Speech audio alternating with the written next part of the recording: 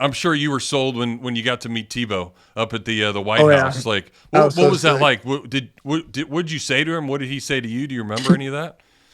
I think I said I'm a huge fan, bro, and he was like, I'm a big fan of you too, and I was like, nah, you don't even understand. Like your jersey's hanging up in my room, fan. Like, like I'm a really big fan of you, bro. Like, and it was just really cool talking to him. You know, he talked about faith a little bit, and we talked about his church and some of the missions he had going on here, and he invited me out to the next speaking he was gonna have here sometime this year. So, I don't know, it was really cool.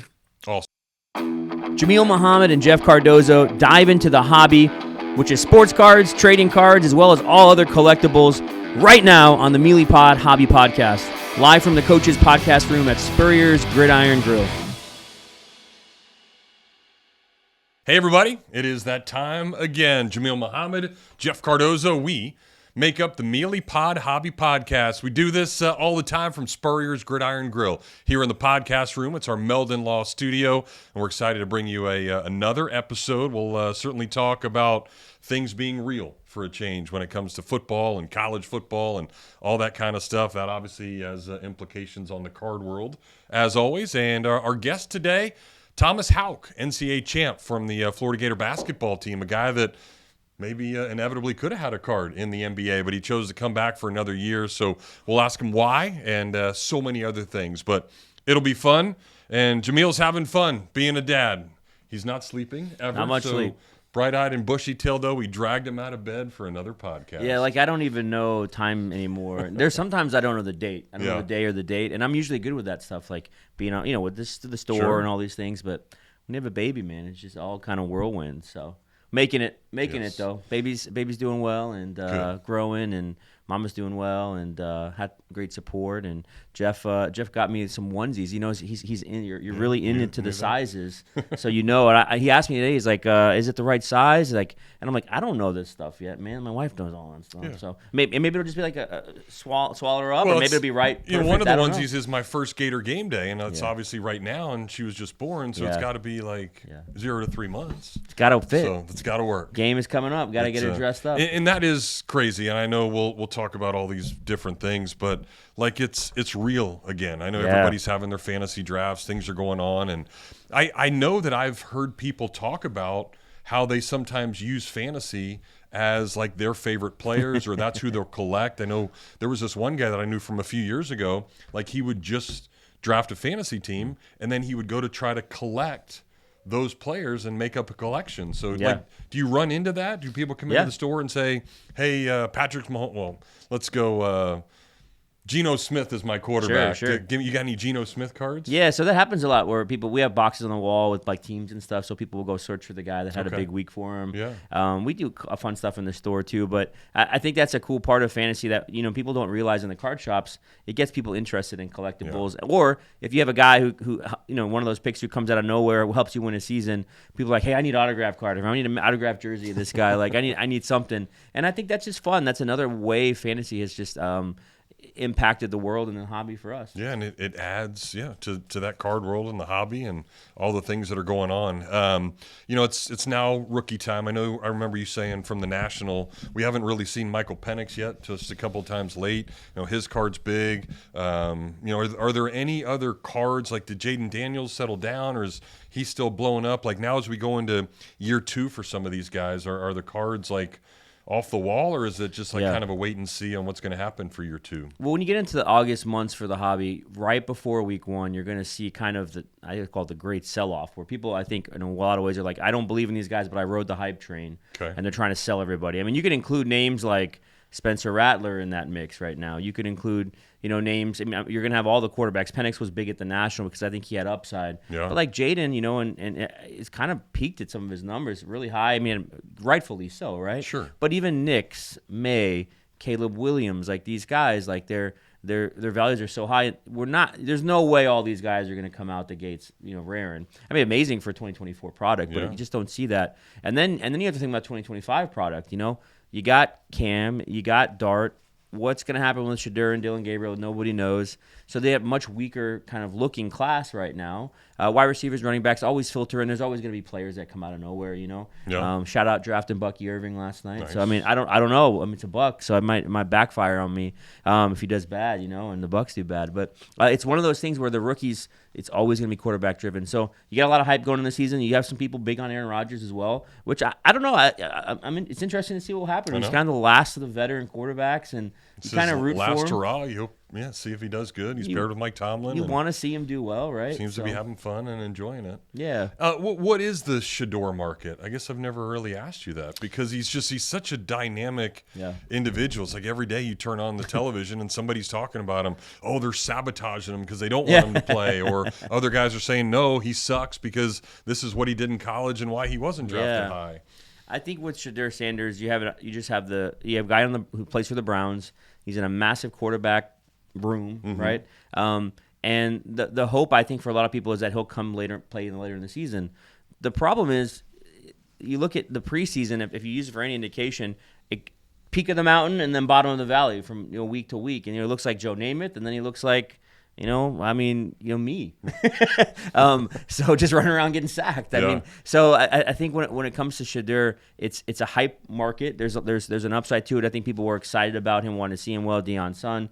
But now you got him, and now Shiloh's up in Canada. So do we see this drop off very quick in the season? I hope not for Cards, because I think it's exciting to have these young quarterbacks, and you want these guys to prove people wrong. But his market is very volatile right now, and I would say it's on the down for sure.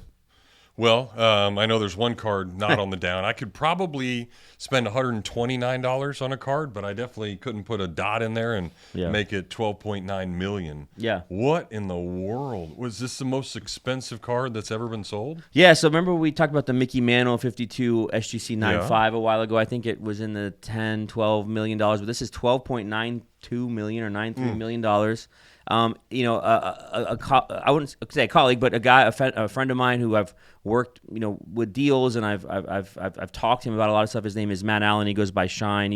We've gone through a lot actually. He was one of the buyers, and he's actually befriended over the past few years Kevin O'Leary, Mr. Wonderful from Shark Tank. Yeah. And Mr. Wonderful is on CNBC and Fox News and all these places talking about this alternative asset class, which is sports cards. And so him and a third partner, Mr. Shaw, I think, got involved, and they bought this card, and they are all in.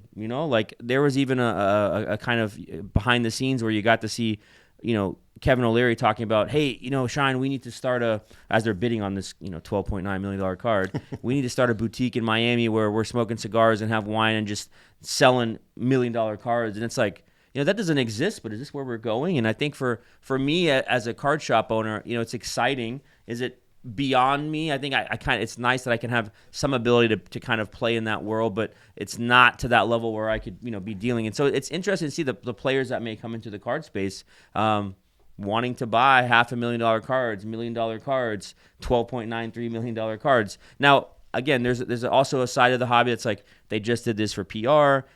Sure. They're creating a new business called Secure, which is going to it's got a lot to do with brokering and I think managing and securing deals for high-end memorabilia and collectibles. Well, great for them. They spent some money on doing it, and they got a lot of notoriety for it. But the card, why is it so important? It's a 2007, I think, dual logo man. So a logo man is the logo man on the NBA jersey. Yeah. It's got Kobe on one side and Jordan on the other. It's a 101, and it's autographed. But the Jordan is the only logo man I know of Jordan that has the 50th anniversary gold. Do you remember that 96-97 season where they wore the gold? Yeah. So it's a gold logo man, which just adds to the allure and the special uniqueness of the card. But to me, I never thought this, and it was only graded a PSA 6. It wasn't a PSA 10, folks. Wow. So not the highest card ever is a PSA 6. Think about that. But I think the allure of just kind of the uniqueness of that card and the legends that they are, Kobe passing, all these kinds of things that are on that card. They'll never make a card like that again. It's just adding to the hype of the values of these high-end cards. So they have this card now. It's interesting you say that because I guess I've never really thought about it. But if it's a 1 of 1, that means obviously there's only one of them. what's the point of even getting it graded then? Like, I mean, a 6 sounds bad, and if we got a normal 6 and we're looking for a 10, it's probably not a good thing. But why does it even matter then? That's a great question. A lot of people say that it's about the only one. Yeah, like why would you grade a card? Why does it matter? Well, if a card gets a 9 or a 10 and it's a 101, it typically has a little bit of a premium, especially a 10. Sure. But I think in this case, you want the card authenticated by the number one brand, which is PSA for grading. I know there's other brands that can do it as well, but once it's in the holder, that's verifying that the card is not just authentic, but it's not messed with. Yeah. It's not trimmed. It's not recolored. It's not fake patches, these kinds of things. And so it's in that holder. The story about this card is actually really interesting. It comes from a guy who I think bought it for $30,000, and then I think he sold it for – there's a whole story behind it. And, you know, $200,000 or $120,000, and he made all this money. And then just recently at the National this past year, the person who bought it, who just sold it in the auction – gave him a free Jordan Exquisite, saying like how thankful he was, which is another $100,000 card. Wow. Just gave it to him. But I mean, $12.93 million, right? So shows you if you hold on to certain cards and you know what you're doing, you can really make some bank. And that's what's fascinating, because again, you know, we were talking about that mantle. Remember, we were looking through the Beckett or whatever it was, and in the 80s you could buy it for like $30,000. Yeah. So it's fascinating to me to try to pick or understand what card to go for. Like, is there anything that you would suggest if somebody like is sort of a novice, or they say, hey, I want to buy a $5,000 card, $10,000 card that has the ability to maybe go up like that? Are we looking now of the day and age where it has to be a 1 of 1 or a 1 of 5 or something like that? No, I think grading is important, right? So you want high grade premium cards, but also you're going to want the greats, you know? I mean, if you're looking in baseball and you're investing in someone like Mantle or Ruth or Aaron or, you know, Gehrig or Musial or whoever it might be in these rarer cards, tobacco cards, early Leaf, Jackie Robinson, I mean, these kinds of cards, you're going to invest in the highest grade you can and the best looking card that you can. On the modern cards, I think that the reason people love it is because they like to play the hype game. And, you know, could I get, you know, a superfractor of a chrome player for $15,000 who I believe might be worth, you know, look at Ohtani. The Ohtani superfractors are in the millions right now, and they were a couple $100,000 when they came out. So, I mean, these are kinds of things that you can play around with and kind of, you know, gauge. There's always, I mean, if Jaden Daniels, when he gets his first licensed autograph cards, people are going to probably be big on those 101 superfractors and things like that, even though they're not rookies.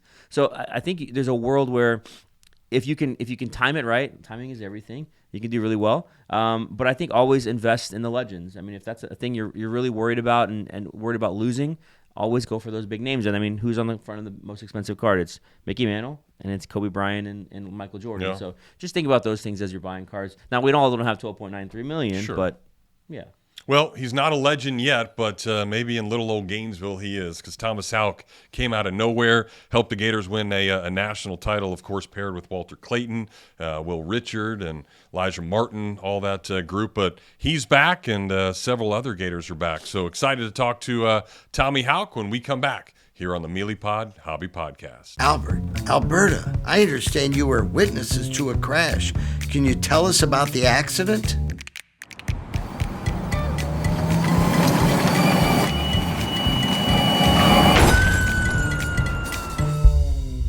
When you're in a crash, it's important to get witness statements immediately after the accident. Whether you're in a car, truck, motorcycle, scooter, or even a golf cart accident, at Meldon Law, we won't back down.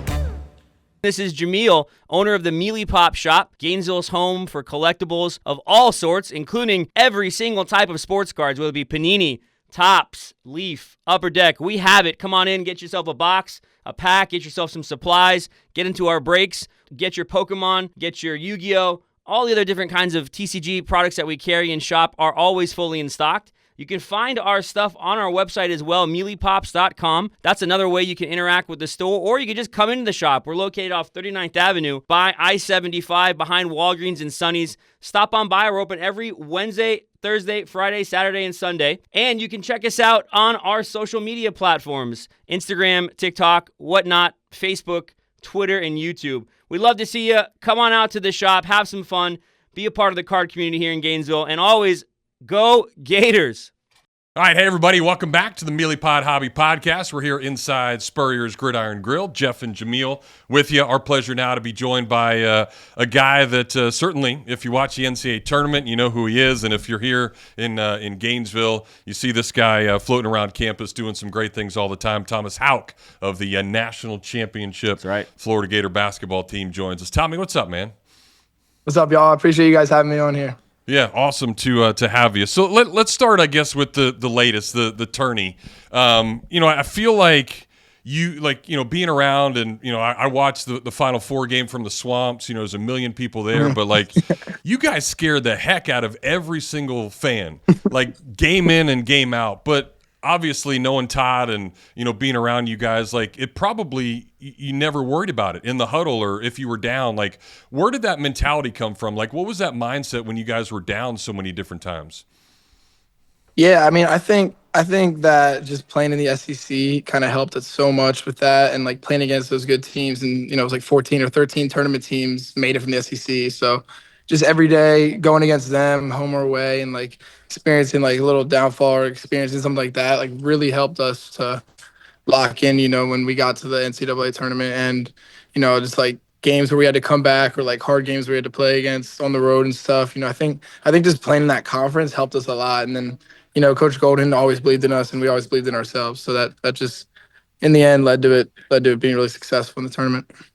So for our podcast listeners, Tom, I think that some people don't realize how crazy the March Madness run is, and again, we don't even realize how crazy it is. But the timeline of you go from playing home and away games, the SEC, all these things, to then SEC tournament, and then it rolls into this time where you're kind of traveling every weekend, right, a different place, and then all of a sudden you wind up Final Four on these massive arena and this weird court and angles look off, and there's all these theories about that. But would you mind talking a little bit about what that's like as a player, from the beginning of March Madness, to the end, and then of course what it's like to win going through all that?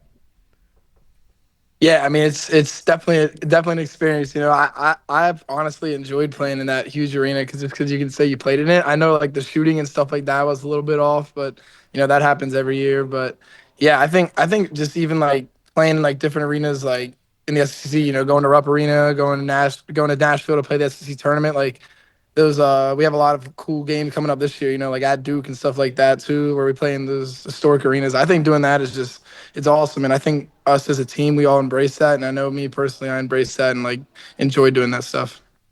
Yeah, no, it's incredible. Obviously incredible that you came down here too. I think everybody's got those unique stories. For me, my parents wanted to go to Florida, and then I got good enough to come play baseball at Florida, so it was a little easier. But then you're way the heck up there in Pennsylvania, and I've heard the stories of Tebow and all that other stuff. But how did that come about? How did you become such a big Gator fan from so far away?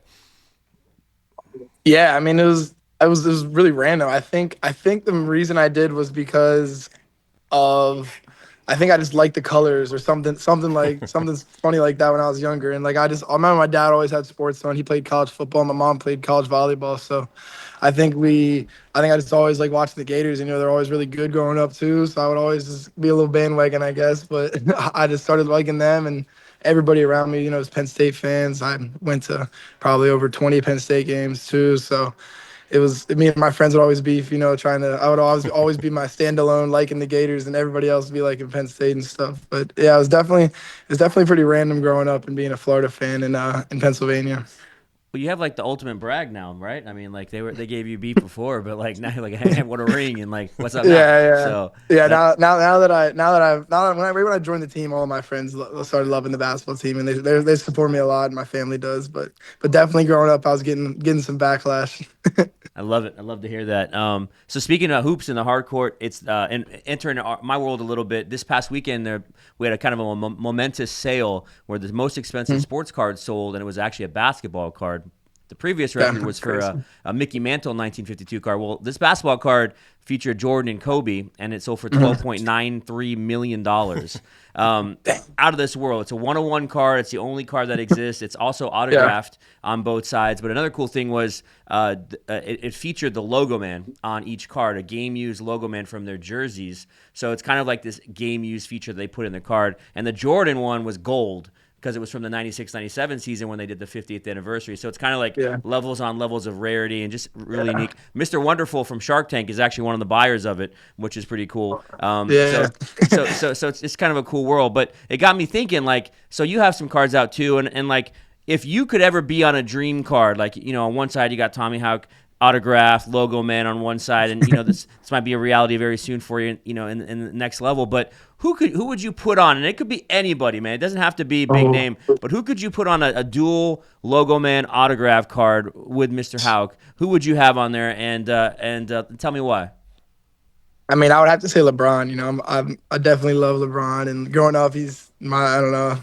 Obviously, my dad and everybody around me has different opinions, but you know, I think growing up, he's the GOAT, and you know, I think when he retires, I don't know. I would have to say LeBron. I love watching him play, and I've always been a big LeBron fan growing up and watching him be a hoop. So I'd have to say him. Do you have a Tim LeBron Tebow would definitely card? be second though. Oh, Tebow second. Okay. Definitely. But no, I don't have. I have a Tim Tebow high school card from his high school. Like, it was like, I don't know if it's like a real card or something, but it was like Nice High School or something. I had like always on my shelf when I was growing up. So I have that card. Well, listen. Coach Golden got an extension. I know he's got a nice LeBron collection at home. Maybe tell him to come off one of his rookie cards for you. Say, yeah, Coach, let me get a rookie card. And if he won't, we got some at the shop for you. So I'll take care of you. But yeah, that'd be sweet. A Haugh LeBron dual autograph card. You know, the next level. That's the next thing coming. Well, it makes me think, you know, and you say Tebow, and I know you're in the dining hall now, which for those who've never been in there, it's obviously really sweet, but all the athletes eat together. And, you know, Thomas, I think that was a unique part about when I was here. You know, the football players were hanging out with the baseball players and the soccer players and volleyball. We're all partying and having a good time together. Yeah. So, you know, for me, it was Mike Miller and Jason Williams, like kind of that time. But, like, for you, how cool is that to, you know, that Lagway could walk through and you guys just kind of pick each other's brains on, you know, what it takes to be successful. And then I guess the second part of that is, I know there's a Papa shot in there. Do a bunch of like the football guys try to like say, I'm going to whip your ass, like, and that kind of stuff? Yeah, it is definitely cool coming in here and, you know, seeing the different athletes and stuff, like DJ, you know, we're all of us are good friends, you know, everybody acknowledges everybody when you see him and stuff. And yeah, even seeing some alumni come in, you know, like Trinity Thomas saw a couple of times, Caleb Dressel I saw, like just seeing those people, like the Gator greats and stuff like that is cool. And yeah, pop up the hoops right over there somewhere. Yeah, there it is. Check that thing out. Yeah, I know. I never played against them, but they don't want to see the basketball team on that game, you know. They may get us on the football field, but I think we got them in that game. So Tommy, don't Jeff's he's weaseling his way in because he's pretty good at Papa Shot. He's kicked my tail in it a couple times. So if you ever see him in there, don't challenge him because I don't want him having bragging rights that he beat one of you guys in Papa Shot. I'll stay away from that. So he's also like 7'5", like Olivier. So he's got that reach. So yeah. So real quick, NIL.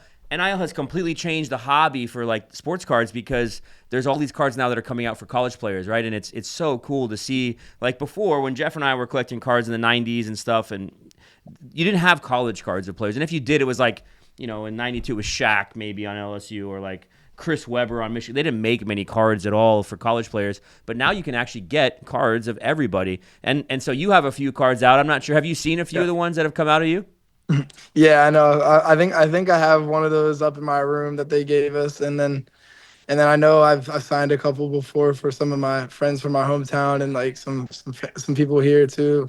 Those are sweet though. Those look dope. Yeah, so like when you talk about like what's that feeling like? You know what I mean? Like you see yourself on this piece of like cardboard and like people are trading you. You know what I mean? People are collecting you. People are asking for your art. What's that feel like? Yeah, I know freshman year I thought it was crazy. You know, my mom showed me, I think, or one of my friends got one and they showed me and I don't know, that's a crazy feeling, you know. Even seeing that and like having people ask you to like sign and stuff, you know, it feels like you're in the pros and stuff. It's really cool. Yeah, so there's two cards. I think we might put them on screen, or maybe, I don't know if you can see them. There's one with you doing a finger roll, and then like just like the old like George Gervin finger roll motion, and then there's one kind of like I think you're set for like a 3 or a free throw. So if you had to pick those two, which one do you like better? Oh, I got to be the finger roll, right? Come on, you got making a little face too. You know, I'm the worst. I'm the worst picture taker ever too. When people take pictures of me, my face always looks crazy when I'm playing. Well, yeah, but But you play crazy, and I think that's what people love about you. I mean, just the hustle. Obviously, that comes from hard work and everything that you did throughout high school to even get to this point. So I guess one, where did that mentality come from? I know you mentioned your parents were college athletes, so they probably allowed you to do that. But what's it like too with Todd? I know he's so great at the analytics and all the different things going through. Was that like an appeal to come down here and play for a guy like that? Yeah, definitely. I think Coach Golden, the way he like stresses, and I think freshman year, like him telling me like how I was gonna get on the court was making those plays and being that dude that gets in there, scrappy, doesn't let their guys score.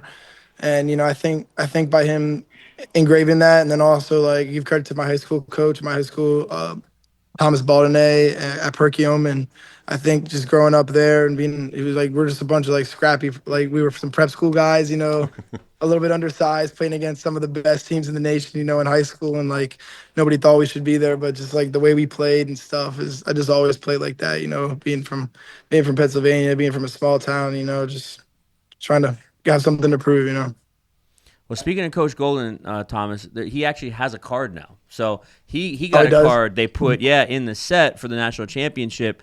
Came out from on it. So he's got bragging rights and cards. I was telling Jeff before, I was like, we should set up a prank with the basketball team. Like maybe you guys are at like some big function and every one of you guys just goes up and asks him for an autograph or something in the worst time. It'd probably be pretty funny. But That would be hilarious. we'll set that up. We'll make it work. But I was thinking about him. He's got a card now. You got cards. There's Walt, Elijah, Will. They had cards. So are there any guys in college that you want to collect? And soon Xavier, a guy who you played basketball with in high school, is going to have cards for the Gators. So tell me about that. Like I don't know if you do collect, but like if there were some guys that you'd want to collect, it doesn't even have to be Gators. Maybe other guys in the NCAA as well. Who would be some cards that you'd want to go after?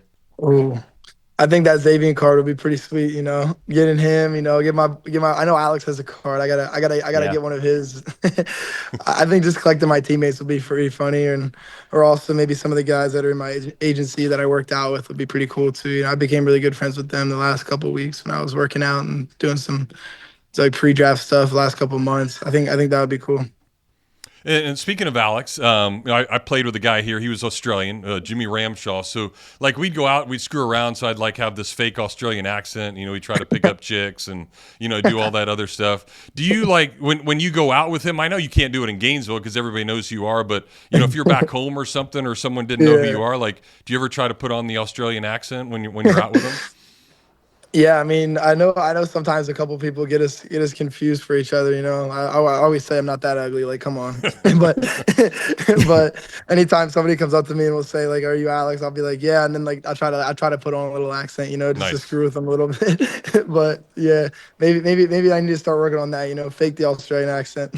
Heck yeah, it works. So a little dig in here, Thomas. This kind of goes along what Jeff's talking about. So Perkio Man is how you say it. It sounds like Pokemon when I see it. So I gotta like do a double take. We sell Pokemon cards at the shop, but Perkio Man, the motto for your high school, I think according to the internet, it's this Latin motto. It's Salvator Vivendo, and it translates as "It is solved by living." So it is solved by living. So here's my question.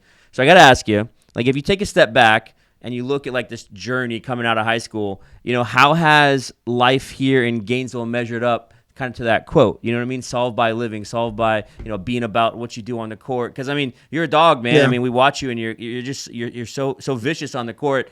Killer mentality, Kobe mentality. We love it. So how has that been kind of in Gainesville? Has it measured up to that quote? Yeah, definitely. I'm not gonna lie. I like feel like I've heard that a couple of times, but I never really thought about that. What the exact meaning of it was, but yeah, that kind of sums up how it's been here, though. Just going out there and I don't know, just getting this experience my freshman year, coming back last year, and we brought back guys, Walt, Will, Alex, and Micah, and then brought in Elijah. I feel like just living it out the freshman year, getting a feel for things, and then sophomore year, I feel like me, Walt, and all those guys and Alex were just like ready to go, and we're ready to get one. I know a lot of people didn't really believe in us last year. We started off the season ranked like 24th or something, 25th. We were definitely the ones hunting teams, but I think going out there and getting that done last year, and then hopefully trying to get another one this year, it lives up to that quote, definitely. Yeah, it certainly does. There's only been 3 triple doubles in Florida basketball history. I'm sure Denver probably clued you in on that Mississippi State game. But I think I you were like know. one board short and a couple Oh my assists. Like, did God. you know that you were Yeah. close? No, I was like, I honestly didn't. I knew that I had I think the points, but I think I came in like, I think it was like a media timeout or something with like 4 minutes, 5 minutes left, and Torian Green came up to me. He was like, "Dude, you need one more assist and two more rebounds to get a triple double." And I was like, "What?" And he was like, "I'm being for real." And I didn't believe him. I was just like, "What are you talking about, bro?" And then actually look at the thing and start to see that, and I was like, "Oh, oh." But I didn't even get it. So hopefully this year I could try to get one. But that was a good team win though. Going to Mississippi State and beating them on the road was huge for us after that Auburn game too. Oh yeah, no, that was huge, and that kind of leads us into our little Titan MRI rapid fire questions. So it's just kind of your best answer, whatever you think of, real quick, and coming out. So that first one, like, what's the best arena that you guys just silenced last year? Was it that Auburn game? Had to have been the Auburn game or the when we played in the Jumpman Classic against North Carolina. There were so many North Carolina fans there, and they were really rowdy and talking crap and stuff, So beating them was pretty good too. Even I know they didn't have the year they wanted to last year, but they were ready to play us. Yeah, no, that's great. All right, so I know they put it out the Everything School the other day. You were like the narrator, so you crushed it with that. Like, what was easier, like nailing a couple of free throws down the stretch, or like having to voice that thing? Like, Definitely were you nervous? free throws down the stretch. Yeah, I was nervous. I'm terrible at talking, so I didn't really. I don't know. They told me to do that, and I was like, "Are you sure you want me to do that?" Like, I don't know if I'm the best person. I'm not that very motivational in my voice that much, but yeah, it took probably like an hour though. Definitely took longer than it should have, but knocked it out. Now but you're not like majoring in journalism or anything? Oh, no, definitely not. No. All right. What was your first basket at UF? You remember it? Yeah, it was an and one. Riley Kugel, I think, hit me through the lane. It was against Loyola Maryland, I think Loyola Maryland or somebody, and I think I got an and one, my right hand or something, and it's pretty sweet. First basket. I know it wasn't in the first half; it was in the second half. That's all right, man. You got it. You got it. And then obviously, I did get it. A bunch more later. All right, who's a better fisherman, you or Condon? Me by far. Come on, that's not even a question. Probably the easiest question we'll ask you. Yeah. I tell him what he's doing. I gotta let him know how to fish. He thinks he knows what he's doing, but he doesn't know what he's doing. Why number 10? Did you get to pick that? Yeah. It's a funny story. So I was always number 10 my entire year, but then right when I got here, Denzel had number 10, and I had number 11. And Denzel was like, we got back to thing, and I was like, "Oh dang, bro, you got my number, man." He's like, "I don't want number 10." He's like, "You can take it." I was like, "Oh really?" He's like, "Yeah." He's like, "I just picked it because I wanted to wear number 1," and I was like, "All right." So we switched. He got 11 and I got 10. So that was funny. That was a funny story too with him. He's a good teammate. Certainly so. What was the best thing that you saw on your recruiting trip down here that said, hey, I want to be here? I think in my recruiting trip they had me practice with the team, so I got like a feel for like everything that Coach Golden wanted to, and I think it was really nice to go out on the court and actually like play with the guys. A lot of times you like see them playing and stuff, but like getting a feel and like going through the drills with them and stuff like that. I was able to actually get a feel for what practice was like, get a feel for what Coach Golden wanted out of me, and I think that was huge. So. Perfect. And then obviously you're taking guys on their visits. So where'd you take Xavier the first time you got him down here? We took him. Where did we take him? So this is like coming off the national championships. So like Gainesville was pretty popping still a little bit. I think we took him out to this one spot downtown or something, and they had like a sign from like we won Xavier Lee, and then like all the people in there were like cheering like we won Zay, and he was sold right when he took him there. Awesome. Yeah, that was it. And I know I'm sure you were sold when you got to meet Tebow up at the White House. Like, what was that like? What'd you say to him? What did he say to you? Do you remember any of that? I think I said I'm a huge fan, bro, and he was like, "I'm a big fan of you too," and I was like, "Nah, you don't even understand. Like your jersey's hanging up in my room, fan. Like, like I'm a really big fan of you, bro. Like, and it was just really cool talking to him. He talked about faith a little bit, and we talked about his church and some of the missions he had going on here, and he invited me out to the next speaking he was gonna have here sometime this year. So I don't know, it was really cool. Awesome. Yeah, just a great individual. Obviously, a great Gator. Such a great dude. Yeah, you're right there behind him, man. So keep it up. All right, a more amazing accomplishment. What you and Walt did in that little 3-minute stretch down the stretch against Texas Tech, or Golden hitting the 4 straight half-court shots. I mean, obviously, I'm gonna have to go with Golden in those half court shots. Come on, like that's crazy. 3-pointers are 3-pointers, but you back that thing up a lot more yards, a lot more feet. That was crazy. We all low-key forgot about that till that video just came out a couple of days ago. Because obviously they won the championship. You're not like thinking about the shoot around before, but I remember him and one of our walk-ons last year, Kevin Pasmino, were just going back and forth, and like Kevin hit 3 in a row. Then Golden hit 4 in a row to beat it. We were like, what is going on? Like, this is insane. That's why everybody like ran off when he hit the 4th one. He's a crazy shooter. Golden would be, he could definitely sit in the corner and knock down some threes for us this year. Well, and another guy that could do that is, the guys doing radio. There was Sean Lee Humphrey, man. He looks like this bum that strolls out there with a big old beard and like he can't do anything. Like, how crazy is that to watch him shoot? No, it's crazy. He sometimes, before when we're warming up in the opposing teams in the locker, he'll go over there and shoot threes, and like other student sections would be like, "Who is this dude?" Like, I had a friend that went to I think Alabama or Auburn or something. They were like, "Who is the guy like on like your radio guy like going out there and just nailing threes before like?" I was like, "Yeah, he was on the back-to-back. Started on the back-to-back championship teams." Yeah, he's only hit the most threes ever in the NCAA tournament. I know. That's how we do it, Gators. Yeah, we got radio guys coming off hitting threes. That's how we do it. That's how we roll, man. That's how we do it. That's what it's all about. All right, so where you grew up, it was kind of like what, in between Philly and maybe like DC, Baltimore. Did you have an NBA team growing up? I'm not even gonna lie. Like I just enjoyed watching like basketball. I didn't really have a team growing up. I kind of like the Sixers now. I trained with VJ Edgecombe a lot, so he's out there for the Sixers now. I was talking to him. It was excited. I'm trying to get up to a game or have my family come up to a game and watch him because we became really good friends. But yeah, growing up, I like the Ravens. I know NFL wise, I like the Ravens. Like came to probably 4 or 5 Ravens games, but NBA wise, I didn't really have like a team that I supported. All right, this one's for Jameel in the hobby world. Like, what's the weirdest thing you've ever signed, or like a weird place that you've had to sign for somebody? Oh, geez. What's a weird place I had to sign?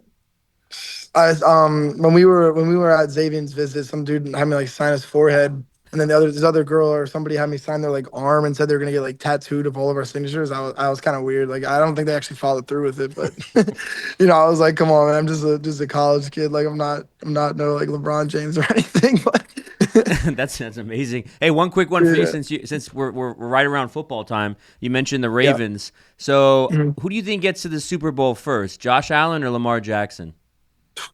Lamar, come on. There you go. It's this year too. This year, come on. This year. This year, come on. We have to get past the Chiefs this year or the Bills. We got to get past them. Mark Andrews dropped hurt last year. And I was so sad watching that. Oh man, that was tough. Mark Andrews is gonna come back with a vengeance this year. I hope. So. He is. Yeah, he's a good guy. I love him too. So. But another thing that's really cool. You mentioned the Sixers. Jared McCain is actually one of the biggest like hobby guys right now. He's collecting he's going after all his Kaboom cards, which are like these rare kind of cards that you can chase. And he's been like a huge proponent for the hobby. Like Tom Brady's gotten the cards this year, and I would say the next guy down the line is Jared McCain. Like he's just been all about it. So there you go. You got a little hobby connection with the Sixers there as well. Yeah, pretty sweet. That's dope. Well, the last thing that was sick, and the last thing we'll hit you on, like what was it like when you saw everybody dive on the floor, you knew the ball was getting away, they couldn't get off another shot, and you guys won it. Like what was going through your mind? Yeah, it was crazy. I saw Big Alex dive on that ball. He's over there playing ping pong right now. Nice. But I saw him dive on the ball, and like I don't know, time just like felt like it was like went by so fast. Usually people say slow, but I looked up, I thought there was gonna be like 15 more seconds left. But then the buzzer sounded, I look up and I was like, oh my gosh, it's over. Like, man, I made sure to look at the refs because like make sure nobody called any stupid fouls or travels because you know how they be at the end of the games. And, oh yeah. And then after that, it was just like pandemonium. I went to go see my parents and try to find them up in the stands. I couldn't really find them. There was too many orange and blue going crazy, but it was, I don't know. That feeling was like, it's something I've never felt before. It's the best moment of my life so far. Yeah. So Pretty damn special. Yep. Well, I know you're loving it down here. People love you. Go have a hell of a year. It's awesome to have you back, and I know you guys did that with the goal of trying to do this thing again. So go out and do it. Definitely.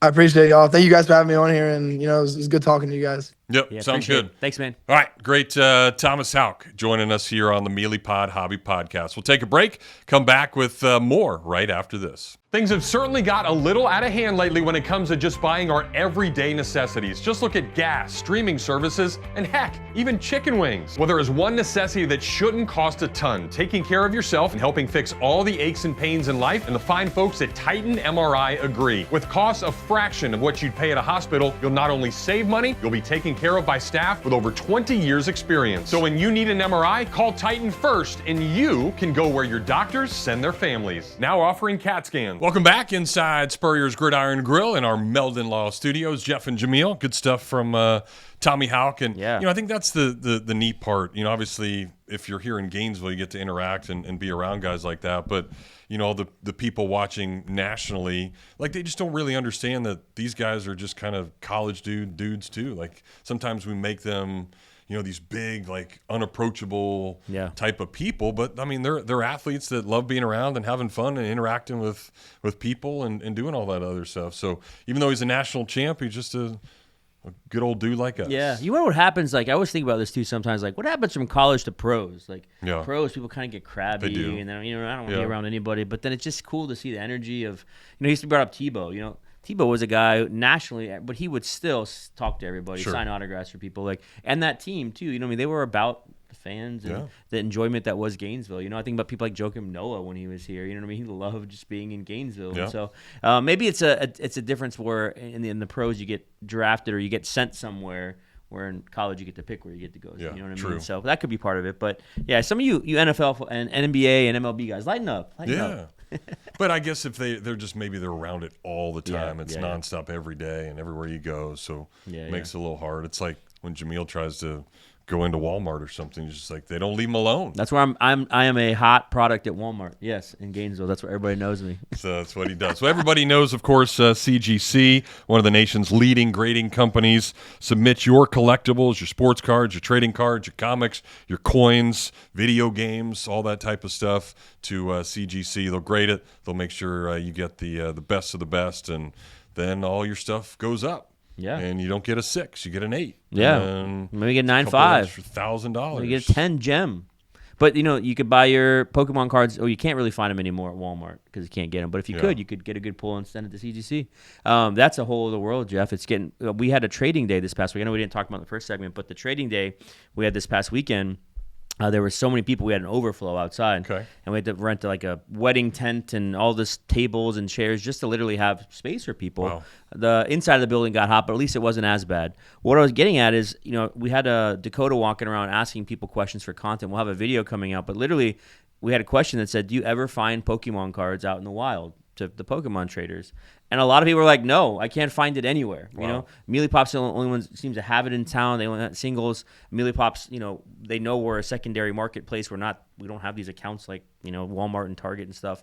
So it was interesting talking to people. And I've never really thought about, like, people don't have access to Pokemon cards, and it would even be bigger if there was access to that. So it's something to think about as we grow in the trading card space, and we see more of this. But I'm blown away by how many people were at trading day, man. It was wild.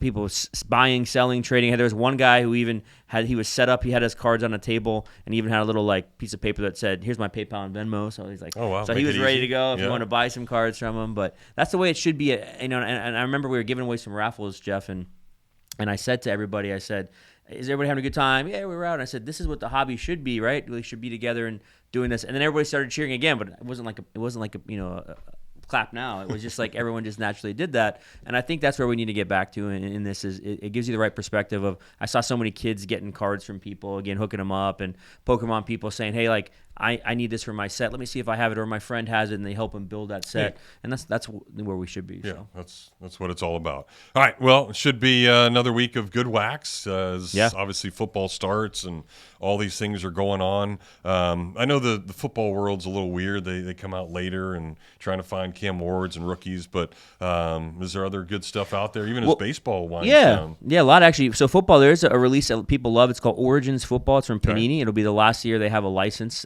for Origins. So as we enter into this year, it's going to be the last year of licensed Panini football products. The basketball world is changing very quickly. That'll be October 1, where we're going to see the switch over from Panini to Topps.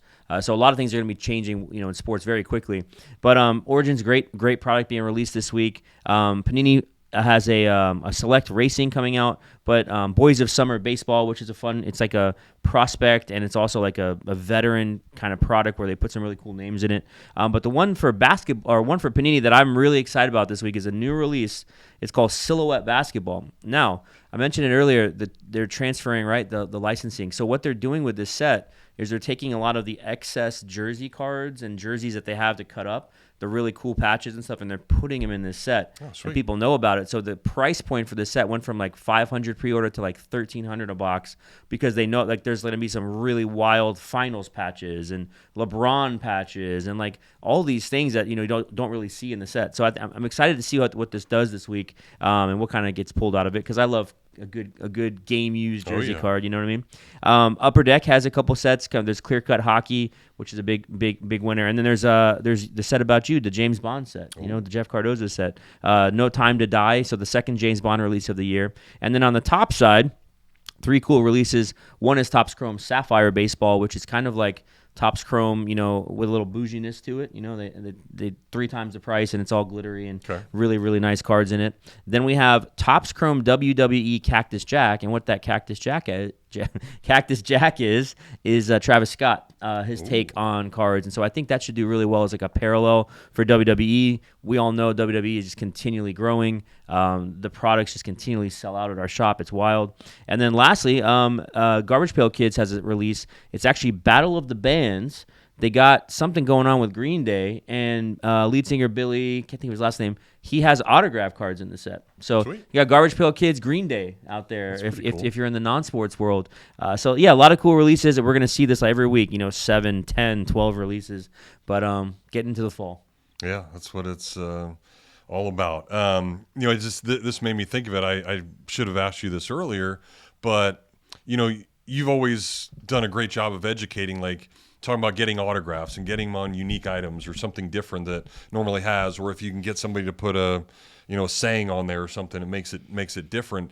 Did you see when they had the Little League game and it was Seattle and the Mets, and so the Mets are walking through and Seattle's walking through, and all of a sudden Cal Raleigh's there giving autographs, which he just hit his 50th homer. So the only other switch hitter in Major League Baseball history is some guy named Mickey Mantle to hit 50 home runs, which is nuts. So I mean, maybe Raleigh stuff goes up all of a sudden now. Yeah. But all of a sudden they're showing this clip, and this guy's reaching over, and it's a toilet seat. And he got Cal Raleigh to sign a toilet seat. I was like, that is awesome, because it's the Big Dumper, and he's going to, that's a unique item, right? And if he had signed Big Dumper on it too, who knows? You know what I mean? The thing about that is you see that now more people will do it. Sure. But first to market, something like that is definitely super Get it cool. out there quick. And I'm glad you brought up Cal Raleigh in the hobby. So right now in the AL, everyone was saying, it's going to be Judge again, it's going to be Judge again. Well, we're starting to see it may not be Judge. Yeah. Right? And if Cal Raleigh wins, big thing is the Topps MVP buyback, where if you have those cards of the MVP, you get store credit, right? So a lot of people have been buying Judge, but nobody was buying Cal Raleigh.